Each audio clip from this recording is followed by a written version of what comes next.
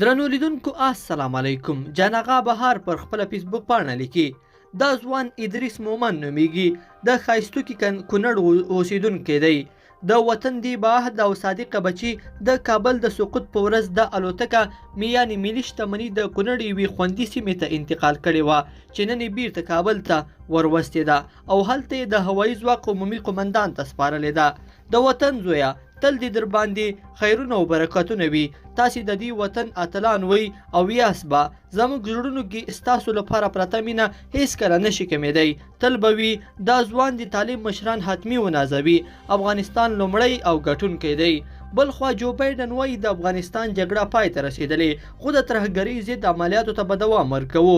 د سینوها اژانس د خبر له مخې د امریکا ولسمشر جو بایډن د اګست په 11 نیټه په سپینه ماڼۍ کې وویل چې دا یوه سمه پریکړه وه چې د افغانستان جګړه یې پای ته ورسوله، خو امریکا به د ترهګرۍ ضد عملیاتو ته دوام ورکړي.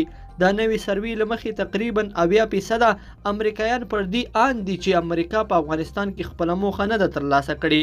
بایډن په همدې ورځ د افغانستان جګړې د پای ته رسولو په اړه وینا وکړه او ویې ویل چې افغانستان د 100 کلنه جګړه پای ته ورسوله او دا جګړه د امریکا په تاریخ کې تر ټولو اوږده جګړه بلل کیږي.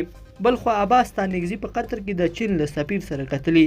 د راپورونو له مخې قطر کې د چین سفیر د طالبانو د قطر دفتر له غړي شیر محمد عباس ستانکزي سره کتلي دي او په دې لیدنه کې پر دوه اړخیزو اړیکو او اړونده مسایلو خبرې هم شوې دي. د قطر دفتر ویان ډاکټر نعیم وردګ ویلي چین افغانستان کې د وروستیو تحولاتو ته په مثبت نظر ګوري او د مرستو ژمنه یې هم کړې ده.